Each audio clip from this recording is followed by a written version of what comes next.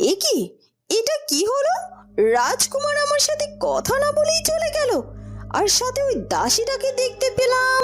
আর এই দাসীটাকে তো এর আগেই রাজপ্রাসাদে দেখিনি।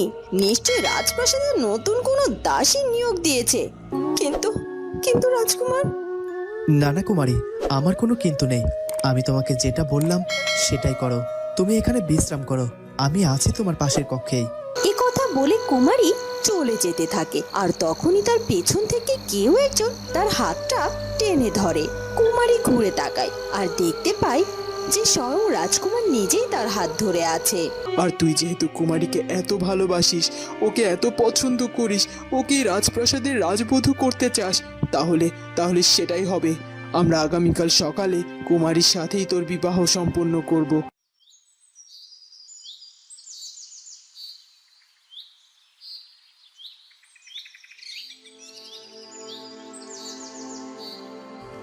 রানী, এসব কি আবোল তাবোল বলছো তুমি? তুমি কিনা ওই চাল চুলোহীন মেয়ের সাথে রাজপুত্রের বিবাহের কথা বলছো?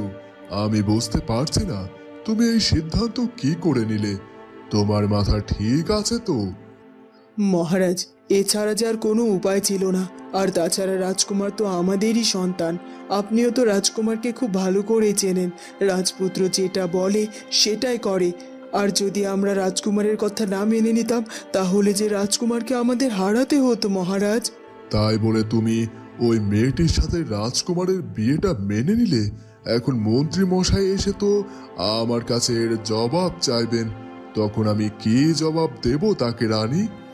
মহারাজ, আপনি চিন্তা করবেন না। আমি জানি রাজকুমারের ওই মেয়েটির সাথে বিয়ের কথা শুনলে মন্ত্রী মশাই এসে আমাদের কাছে জবাব চাইবেন। আর আমি নিজে নিজে মন্ত্রী মশাইয়ের সাথে কথা বলবো। জানি না রানী তুমি কি করবে, তবে যাই করো সেটা ভেবে চিন্তে করো। আর সকাল হতেই পুরো রাজ্যময় ছড়িয়ে পড়ে রাজকুমারের সাথে ফুলকুমারীর বিয়ের খবর।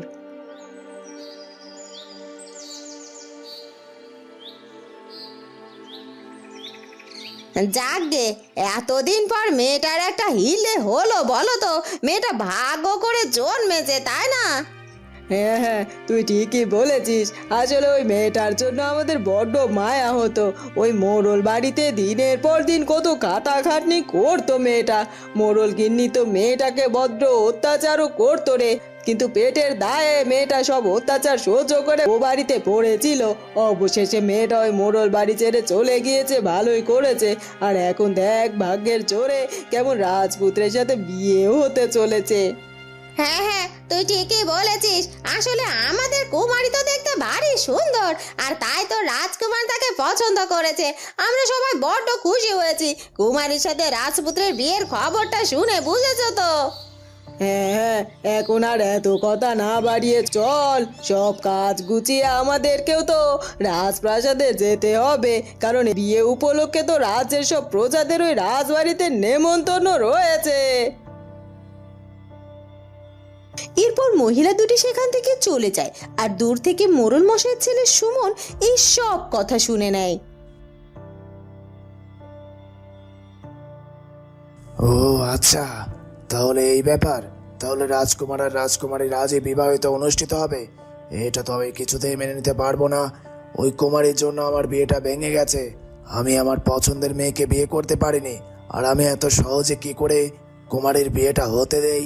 কিছুতে না, কিছুতেই আমি রাজকুমারের সাথে কুমারের বিয়েটা হতে দেব না। সে যে করেই হোক এই বিয়েটা আমাকে আটকাতে হবে। কিন্তু এই বিয়েটা আটকাতে গেলে তো আমাকেও রাজপ্রাসাদে যেতে হবে। আর রাজপ্রাসাদে তো যাওয়াটা এত সহজ নয়, চারপাশে সব সময় পাহারাদার থাকে। আচ্ছা, আমি এত ভাবছি কেন? ওই মহিলা দুজন তো বলে গেল আজকে নাকি এই রাজ্যের সব প্রজাদের বাড়িতে কুমারী এবং রাজকুমারীর বিয়ের নিমন্ত্রণও রয়েছে। আর তাই রাজ্যের প্রজাদের ওই বাড়িতে প্রবেশ করা আজ খুব একটা কঠিন কাজ হবে না। হ্যাঁ, এই সুযোগটা আমি কাজে লাগাবো। আর যে করেই হোক রাজকুমারের সাথে কুমারীর বিয়েটা আমি ভঙ্গ করবই।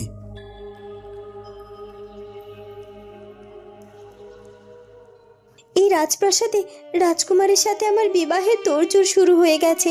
এই রাজপ্রাসাদকে সুসজ্জিত করা হয়ে গেছে। আজকেই আমাদের বিবাহ অনুষ্ঠিত হবে। কিন্তু এই সব কিছু আমার কাছে কেমন যেন স্বপ্নের মতো মনে হচ্ছে আমি সত্যি কি এই রাজবাড়ির রাজবধূ হতে চলেছি, নাকি আমি স্বপ্ন দেখছি। হঠাৎ করে আমার এই স্বপ্নটা ভেঙে যাবে। আমি বুঝতে পারছি না কোনটা আমার স্বপ্ন আর কোনটা বাস্তবতা। আমার ভাগ্যে কি আসলে এত সুখ লেখা ছিল? স্বয়ং রানীমা রাজা মশাইয়ের সম্মতিতে আমাদের এই বিবাহ অনুষ্ঠিত হচ্ছে। আমি জানি না আমার কপালে এত সুখ সইবে কিনা, কিন্তু আমার মনটার মধ্যে যে বড্ড উতলা হয়ে আছে। জানি না কেন এমন উতলা হয়ে আছে আমার মনটা। তখনই একজন দাসী বিয়ের ডালা সাজিয়ে কুমারীর কাছে আসে। রানীমা আপনার জন্যই বিয়ের ডালাগুলো পাঠিয়েছেন, আর উনি বলেছেন তাড়াতাড়ি আপনাকে তৈরি হয়ে নিতে, কারণ খুব অল্প সময়ের মধ্যে রাজপ্রাসাদে সব অতিথিরা আসতে শুরু করে দেবে। এজন্য যত তাড়াতাড়ি সম্ভব আপনি নিজেকে প্রস্তুত করে নিন। আর এই বিয়ের ডালার মধ্যে আপনার পোশাক সহ যাবতীয় সব গয়না সামগ্রী দেয়া আছে। আর যদি কোনো কিছুর প্রয়োজন হয় তাহলে আমাকে অবশ্যই ডাকবেন, আমি আপনার কক্ষে এসে হাজির হয়ে যাব।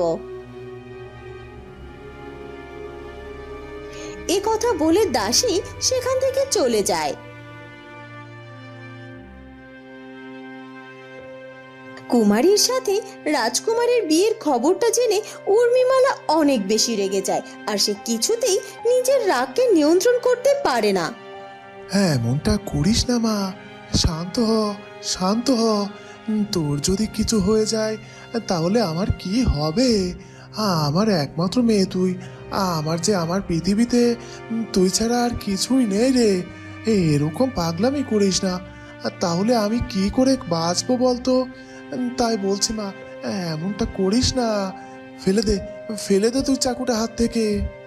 না না, কিছুতেই আমার হাত থেকে আমি চাকু ফেলে দেব না।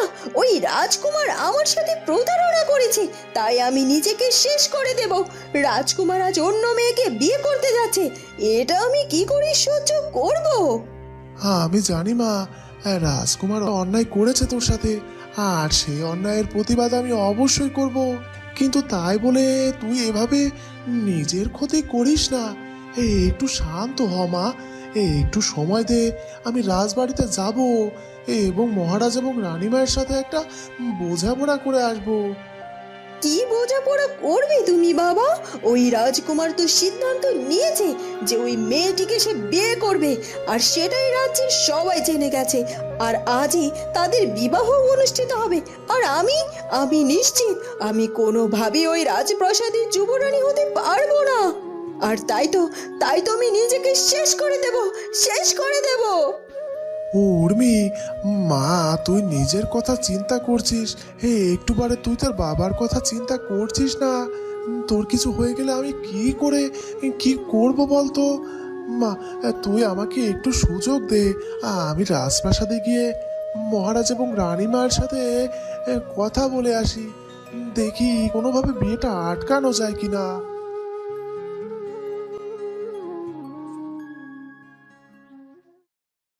এ কি বাবা, তুই এভাবে তাড়াহুড়ো করে কোথায় যাচ্ছিস?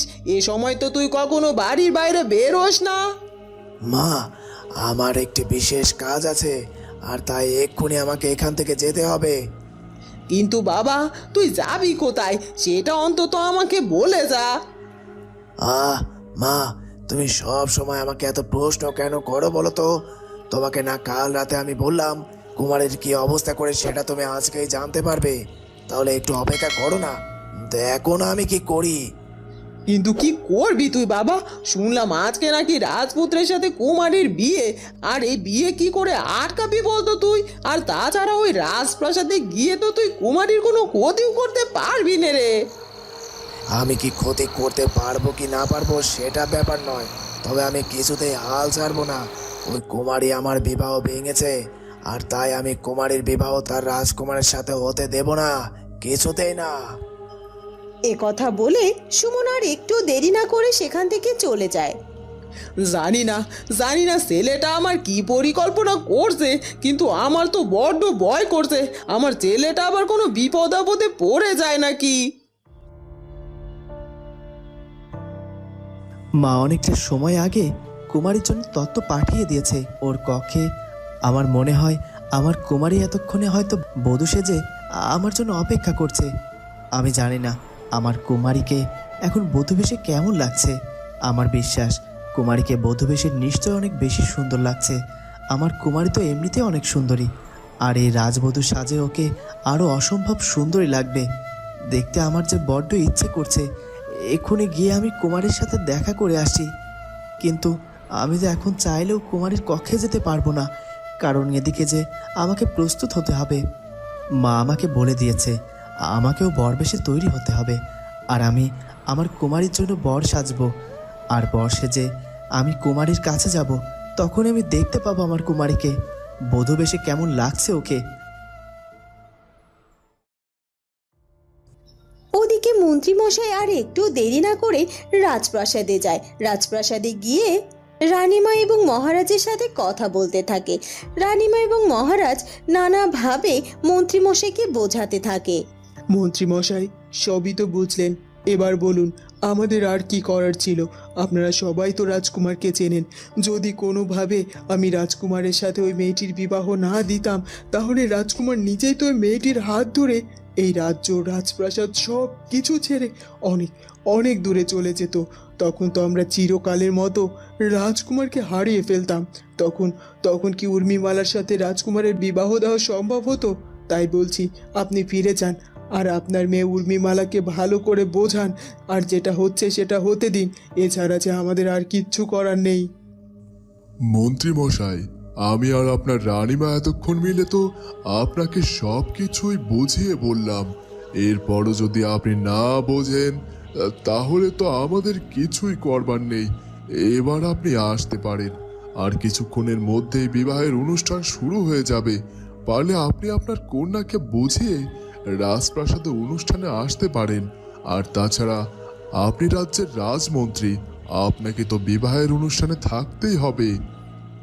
আগে মহারাজ, আপনার আদেশ শিরোধার্য। এ কথা বলে মন্ত্রীমশাই সেখান থেকে চলে যায়।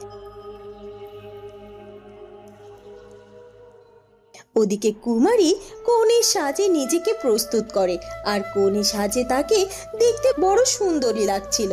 তার সৌন্দর্য এতটাই বেশি ছিল যে মনে হচ্ছিল রাজপ্রাসাদের মধ্যে এক টুকরো চাঁদের আলো যেন ঝলমল করছে। কতটা সময় হয়ে গেল, রাজকুমার আমার সাথে আর একটিবারের জন্য দেখা করতে এলো না। কোথায় আছে সে, কিছুই তো জানি না। অবশ্য রাজকুমার আজ এখানে আসবেই বা কি করে? সেও যে আজ বড্ড ব্যস্ত রয়েছে, কারণ আজ যে তার সাথে আমার বিবাহ। আমি তো তার জন্য এভাবে কোণে সাজে সেজেছি, আর আমার মনে হয় রাজপুত্র এতক্ষণে বড় বেশেও প্রস্তুত হয়ে গেছে। আমার যে রাজকুমারকে দেখতে বড্ড বেশি ইচ্ছে করছে, কখন যে আমি তাকে বড় বেশে দেখব। যাই হোক, এখন আমি চাইলেও রাজকুমারের কক্ষে যাব না, কারণ রানীমা আমাকে আদেশ করে গেছেন আমি যেন এই মুহূর্তে কক্ষ থেকে বের না হই আর রাজকুমারের সামনে না যাই। আর কিছুক্ষণ পরই তো আমাদের বিবাহ অনুষ্ঠিত হবে, তখন না হয় মন ভরে আমি রাজকুমারকে দেখে নেব। তবে আজ আমার মনটা বড্ড ছটফট করছে। আজ আমার বিয়ে, কিন্তু আমার নিজের বলে কেউই নেই। কেউ আমার পাশে এসে দাঁড়িয়ে আমাকে আশীর্বাদও করবে না। তখনই সেখানে ফুলপরি এসে হাজির হয়ে যায়। ফুলকুমারী তো ফুলপরীকে দেখে ভীষণ খুশি হয়। কে কে বলেছে তোমার কেউ নেই ফুলকুমারী? এই তো আমি আছি। আজ থেকে আমি তোমার বড় দিদি, আর তুমি আমার ছোট বোন। তোমার বিবাহের জন্য আমি তোমাকে স্বাগত জানাতে এসেছি, আর আমি খুব খুশি হয়েছি যে আজই তোমাদের দুজনের বিবাহ সম্পন্ন হবে। সত্যি সত্যি বলছো ফুলপরি? তুমি আমার দিদি? সত্যি আমি তোমার মতো দিদি পেয়ে অনেক ধন্য। দিদি, তুমি আমাকে আশীর্বাদ করো, আমি যেন রাজকুমারকে সাথে করে চিরকাল সুখে থাকতে পারি। কুমারী, আমি তোমাকে অবশ্যই আশীর্বাদ করি তুমি যেন সব সময় কুমারীর সাথে সুখে জীবন পার করতে পারো। কুমারী, আমি তোমাকে একটা কথা বলতে চাই। জীবনে চলার পথে অনেক বাধা বিপত্তি আসতে পারে, তুমি কখনোই ভেঙে পড়বে না। মন শক্ত করে সেই বাধা বিপদকে মোকাবেলা করবে, দেখবে তুমি অবশ্যই জয়ী হবে ফুলকুমারী। ঠিক আছে দিদি, তোমার কথা আমার সব সময় মনে থাকবে। এরপর ফুলপরি ফুলকুমারীকে আশীর্বাদ করে সেখান থেকে চলে যায়। ওদিকে কালো কাপড়ে মুখ বেঁধে সুমন দুজন লোককে সাথে করে রাজপ্রাসাদের ভেতরে হাজির হয়। সাবধান, তোমরা কিন্তু সাবধান থেকো, কোনোভাবে যেন এই রাজপ্রাসাদের প্রহরীর সামনে না পড়ে যাও। আর আজকে যেহেতু রাজকুমারের বিয়ে, আর এই রাজপ্রাসাদ ভর্তি লোকজন হয়ে যাবে আর কিছুক্ষণের মধ্যে, আর তাই তার আগে আমাদের যা করার করতে হবে। কিন্তু কিভাবে কি করবো বলুন তো? আমাদেরকে আগে কুমারের কক্ষে যেতে হবে। গোপন সূত্রে খবর পেয়েছি কুমারী এখন তার কক্ষে একাই আছে, আর এই সুযোগে কুমারীকে অজ্ঞান করে আমাদের এই রাজপ্রাসাদ থেকে গোপন পথ দিয়ে বের করে নিয়ে যেতে হবে। ঠিক আছে, তাহলে আর দেরি না করে এখনই আমরা ওই কুমারীর কক্ষে গিয়ে হাজির হই। হ্যাঁ, চলো। এরপর সুমন সেই লোক দুটিকে সাথে করে কুমারের কক্ষে গিয়ে হাজির হয়। কুমারী কালো কাপড়ে মুখ বাঁধা লোকগুলোকে দেখে ভীষণ ভয় পেয়ে যায়। এই তো রাজকুমার, তুমি প্রস্তুত হয়ে গেছো, ভালো হয়েছে। ইতিমধ্যে রাজপ্রাসাদে অতিথিরা আসতেও শুরু করে দিয়েছে, আর তাই আর দেরি না করে এক্ষুনি বিয়ের আসরে উপস্থিত হতে হবে তোমাকে। হ্যাঁ হ্যাঁ মাতা, আমি এক্ষুনি বিয়ের আসরে গিয়ে হাজির হচ্ছি। কিন্তু মা, কুমারী কি বিয়ের মণ্ডপে হাজির হয়েছে? তুমি চিন্তা করো না, কুমারীও সঠিক সময়ে বিয়ের আসরে হাজির হয়ে যাবে, কারণ আমি দাসীদেরকে পাঠিয়ে দিয়েছি, ওরা যেন কুমারীকে সাথে করে বিয়ের মণ্ডপে নিয়ে আসে। মা, যদি কিছু মনে না করো, তাহলে আমি যে কুমারীকে নিয়ে আসি। দাঁড়াও রাজকুমার, এটা কোনোভাবেই সম্ভব না। তুমি এখন কুমারীর কক্ষে যাবে না, তুমি বিয়ের আসরে গিয়ে উপস্থিত হও। সেখানে কুমারীকে নিয়ে আসা হবে, আর সেখানেই তোমার আর কুমারীর শুভ দৃষ্টি হবে। আর শুভ দৃষ্টির আগে পাত্রপাত্রীর দেখা হওয়াটা অমঙ্গল, আর এটাই তো আমাদের রাজবংশের নিয়ম। ঠিক আছে মাতা, আপনি যেটা বলবেন সেটাই হবে। এ কি, তোমরা কারা? কারা তোমরা? এভাবে কালো কাপড়ে মুখ বেঁধে আমার কক্ষে কেন এসেছো? কি চাই? কি চাই তোমাদের এখানে? চলে যাও, চলে যাও বলছি এখান থেকে। আর তাছাড়া প্রহরীরা বা দাসীরা কেউ কি নেই যে তোমাদেরকে এভাবে এই কক্ষে প্রবেশ করতে দিয়েছে? বাবা কুমারী, তুমি তো এখানে এসে রানীদের মতো আচরণ করা শুরু করে দিয়েছো। আর তাছাড়া তোমাকে রাজবধূ সাজে তো বড্ড সুন্দর দেখাচ্ছে, আর এই সৌন্দর্য তো আমি কখনো আগে খেয়াল করে দেখিনি। সত্যিই কুমারী, তুমি বড্ড সুন্দরী। এখন যে তোমাকে সত্যি সত্যি আমার বড্ড মনে ধরতে শুরু করেছে। এই কি, কে কে আপনি? আপনার কণ্ঠটা আমার এত চেনা চেনা কেন লাগছে?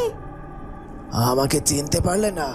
আমি মোড়ল মশাইয়ের ছেলে সুমন, তোমাকে এখান থেকে নিয়ে যেতে এসেছি। চলো চলো আমার সাথে, আমি এক্ষুনি তোমাকে বিবাহ করব। না, কিছুতেই না, কিছুতেই আমি আপনার সাথে যাব না। আপনি অনেক খারাপ মানুষ। তাছাড়া আপনি এক্ষুনি এখান থেকে চলে যান। আজ আমার রাজকুমারীর সাথে বিয়ে, আর যদি আপনি এখান থেকে চলে না যান তাহলে আমি চিৎকার দিয়ে সবাইকে ডাকবো। তখনই একজন মুখ বাঁধা লোক কুমারীর মুখে কিছু একটা চেপে ধরে, আর সাথে সাথে কুমারী সেখানে অজ্ঞান হয়ে পড়ে যায়। এই তো আমাদের কাজ হয়ে গেছে, আর একটুও দেরি নয়, এক্ষুনি কুমারীকে নিয়ে আমাদের এখান থেকে বেরিয়ে যেতে হবে।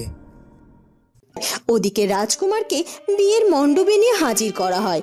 সেখানে মন্ত্রী সহ মন্ত্রীকন্যা, রাজা, রানী, দাসীরা অনেকেই উপস্থিত ছিল। বাহ, রাজপুত্র কেমন বর বেশে সেজেছে! রাজকুমারকে আজ বড্ড সুন্দর লাগছে। কিন্তু রাজকুমার তো আমার জন্য বর বেশি সাজেনি, সে সেজেছে কিনা ওই চাল চুলোহীন মেয়েটার জন্য। আর একটু পরে নাকি ওই মেয়েটা বসে যে রাজকুমারের পাশে এসে দাঁড়াবে, আর তারপর রাজকুমারের সাথে তার বিবাহ অনুষ্ঠিত হবে। অথচ ওই মেয়েটির জায়গায় আমার থাকার কথা ছিল, কিন্তু সেটা তো কোনোভাবেই হলো না। আর এই সব কিছু আমাকে সহ্য করতে হচ্ছে। তবে আমি এই সব কিছু এত সহজে মেনে নেব না। উর্মিমালা কখনো হারে না, কখনো না। আমাকে যে জিততেই হবে। আমি যে করেই হোক আমার কুমারকে আমার করে নেবই নেব। বন্ধুরা, রাজকুমারের সাথে ফুলকুমারীর বিয়েটা কি অবশেষে সম্পন্ন হবে সেটা জানবো আমরা ফুলকুমারী গল্পের পরবর্তী পর্বে। আর আমাদের এই পর্বটি ভালো লাগলে অবশ্যই আমাদের চ্যানেলটিকে সাবস্ক্রাইব করে দিও। দেখা হবে পরবর্তী পর্বে। সে পর্যন্ত ভালো থেকো। ধন্যবাদ।